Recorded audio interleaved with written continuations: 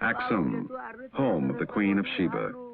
During the 1st to 7th centuries, the Ethiopian kingdom of Aksum flourished as a major trade center of the world.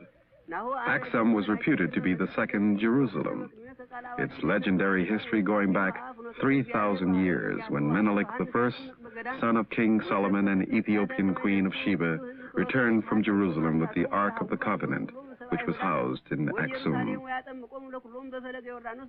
A priest reads from the Bible in the ancient language of Ge'ez, used to record Aksumite history before the birth of Christ. Crown jewels of Ethiopian kings. His Highness Erasmium, King Emperor Haile Selassie, King Menelik II,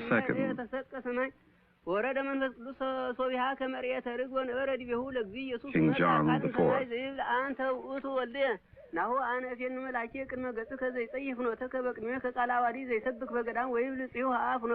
King Su Michael, King Fassi. In Ethiopia, the hieroglyphics were understood by both the priesthood and the common man, whereas in Egypt, the hieroglyphics were understood only by the church.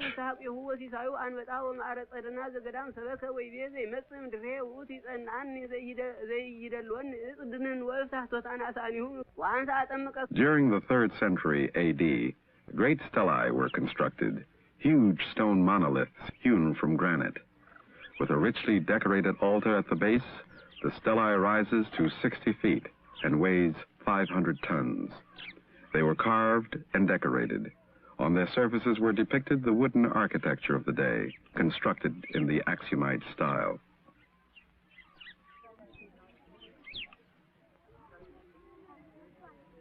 The largest stelae lies shattered.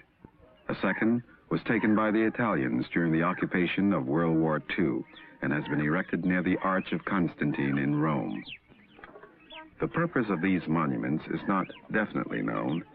It is supposed they were erected in memory of kings, meant to be houses for the dead, resembling the many-storied castles of the kings.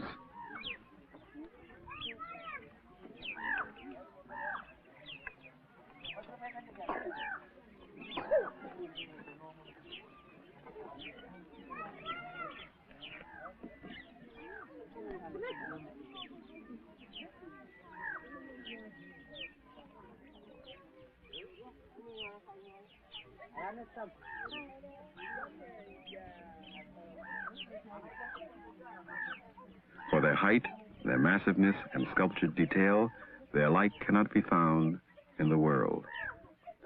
The stelae are witness to the architectural skill and the organization of the ancient Ethiopians.